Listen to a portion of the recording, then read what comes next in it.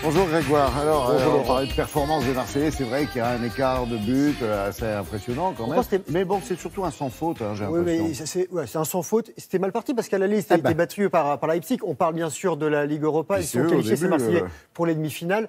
Et là, ça s'est très bien passé dans un stade Vélodrome plein à craquer. On a eu peur au début. Une ambiance folle et aussi un match un petit peu fou. On regarde ce qui s'est passé ce soir. On a mis tous les buts. Ça va s'enchaîner très vite. Regardez, ça débute très mal pour l'OM qui encaisse un but dès la deuxième minute par Bruma. Mais Marseille se reprend immédiatement, égalise 4 minutes plus tard grâce à un but contre son camp d'Ilsanker dans une petite partie de billard. Hein.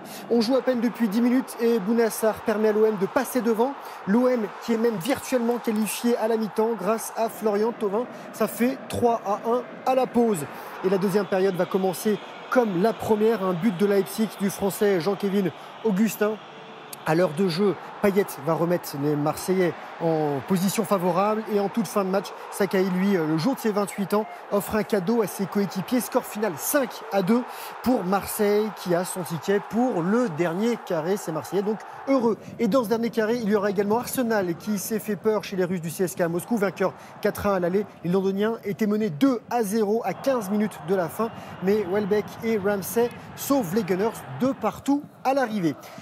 L'Atlético de Madrid battu 1-0 par le Sporting Portugal, but de Montero, mais les Espagnols qualifiés grâce à leur succès 2-0 du match aller. Et enfin, ça passe aussi pour Salzbourg, battu par la Lazio Rome à l'aller 4-2, mené 1-0 à 55 minutes, et but d'Immobilier. Les Autrichiens ont rapidement égalisé par Dabour, puis 3 buts enchaînés en 4 minutes. Aïdara, Wang et Leiner, tirage au sort les demi-finales aujourd'hui, match les 26 avril et 3 mai. Voilà, il y avait tous les buts, je vous ai tout mis là. Non, sauf celui qui a été refusé pour Marseille. C'est vrai. En revanche, j'ai le droit à 30 secondes par match. D'accord, ok.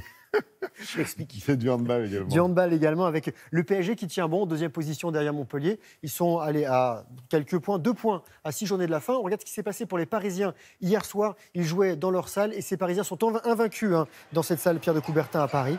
Les Parisiens en bleu qui accueillaient Nantes pour un match décalé de la 20e journée. Le score 31-29 et on l'a déjà dit, Montpellier est premier au classement devant les Parisiens. Nantes toujours 3e avec 5 points de retard sur le PSG. Équitation finale de Coupe du Monde de saut d'obstacle hier soir à l'Accor Hotel Arena à Paris. Épreuve de vitesse pour commencer la compétition. Victoire de l'américaine Elisabeth Madden sur les talons Breitling LS. Elle devance l'allemand Deusser et l'américain Ryan. Des 4 Français en lice, le meilleur, Roger Yves Bost sur Sangria de Coty, qui est 12e. Et on va changer de monture avec du freestyle motocross et la deuxième édition du mondial qui s'est déroulée à Tours. Le talentueux pilote français Tom Paget, star mondial du FMX comme on dit, s'offre une deuxième victoire en quelques semaines. Il confirme ce retour au sommet. Il a été opéré de l'épaule il y a quelques temps et il a enchaîné volt, front flip, backflip et front grab, comme vous le savez, spécialiste que vous êtes. Sûr. Et voilà, Paget, natif de Nantes, 33 ans, multiple vainqueur des X Games et des X Fighters. C'est une véritable star.